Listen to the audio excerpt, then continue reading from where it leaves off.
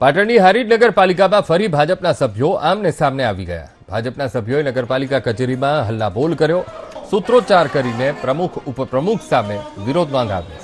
નગરપાલિકાના સભ્યોએ પ્રમુખ ઉપપ્રમુખ પર ભ્રષ્ટાચારના આરોપ પણ લગાવ્યા। વિકાસના કામોમાં પ્રમુખ ઉપપ્રમુખ મનમાની કરતા હોવાનો આરોપ લગાવ્યો।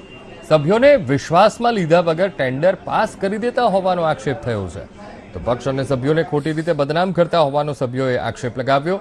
પ્રમુખ ઉપપ્રમુખ સામે કાર્યવાહી નહીં કરાય તો 8 સભ્યો રાજીનામા આપશે તેવી ચીમકી પણ ઉચ્ચારી। પ્રમુખ ઉપપ્રમુખ અમારા વિરુદ્ધ કાલે આક્ષેપો કર્યા કે તમે ગવર્મેન્ટના પ્રોગ્રામમાં લોકલ ફોર વોકલમાં સહીઓ કરી નથી। આ પ્રોગ્રામની અમને કોઈ જાણકારી પાલિકા તરફથી ટેલિફોનિક વોટ્સઅપના માધ્યમથી કે કોઈ કર્મચારી દ્વારા અમને કોઈ માહિતી આ પ્રોગ્રામની આપવામાં આવી જ નથી। અને કાલે અમને મીડિયાના માધ્યમથી જાણકારી મળી પાલિકામાં કોઈ પ્રોગ્રામ છે અને પ્રમુખ ઉપપ્રમુખ એમ કહે છે કે તમે સહીઓ નથી કરતા। આ બાબતે એ લોકો અમને અને ભાજપ પાર્ટીને બેને બદનામ કરે છે। અને મારા એરિયાની અંદર પ્રમુખ અને અમે સાથે એક જ વોર્ડમાં ચૂંટણી લડ્યા અને જીત્યા। એ હાલ મહેસાણા રહ્યા છે।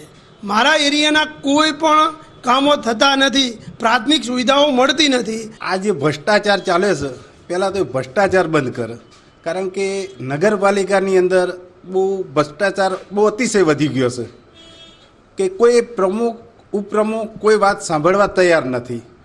અને આ જે બળવાખોર અમને કીધા છે એની જે અમને એક મિટિંગ કરવી પડે, સભા બોલાવવી પડે, એવી કોઈ જ રજૂઆત કરી નથી કે અમારી કાન કોઈ એવો નગરપાલિકાની અંદરથી કોઈ કર્મચારી અમારી જોડે આવ્યો નથી કે ભાઈ આની અંદર સહી કરવી નથી। અમને કોઈ જાણતા તો અમને અમારું એક નામ એમને બદનામ કર્યું, પાર્ટીનું નામ બદનામ કર્યું છે।